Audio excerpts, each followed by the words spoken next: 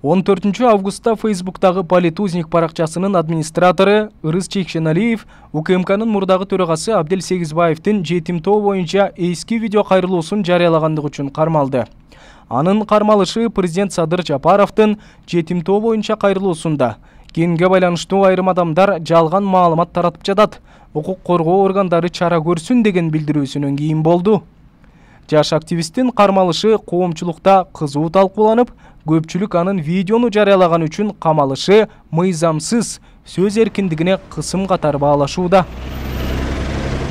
Мындай пикирди медиа өкүлдөрү да карманышат. Медиа эксперт Руслан Ахматбек баш мыйзамда ар бир жаранга өз пикирин ачык айтуу укугу, сөз эркиндиги берилгенин белгилеп, анын кармалышын негизсиз деп эсептейт.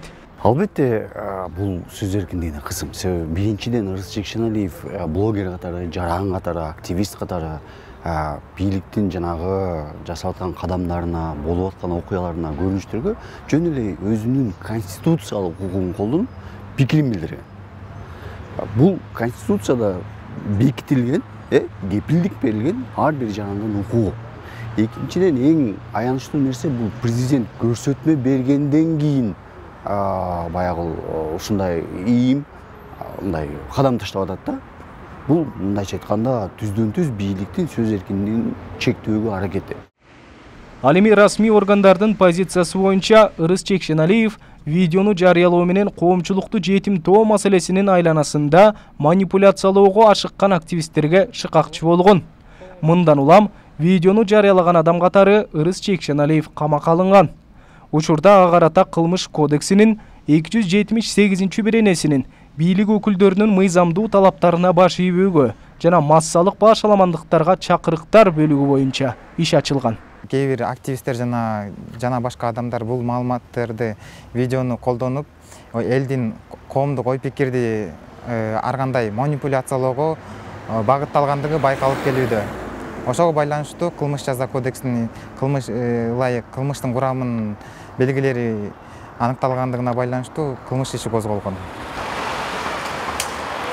Кыргызстандын коомдук саясий жашоосуна өз позициясын билдирип жүргөн жарандык активист Урмат Жаныбаев да Ырыс Чекшеналиевдин кармалышын мыйзамсыз деп эсептейт.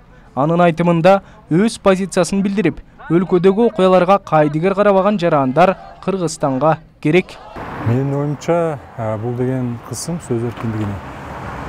Мен ушул видеону так көргөн эмесмин, бирок ошо Ырыс баракчасына кирип окугам да постторун.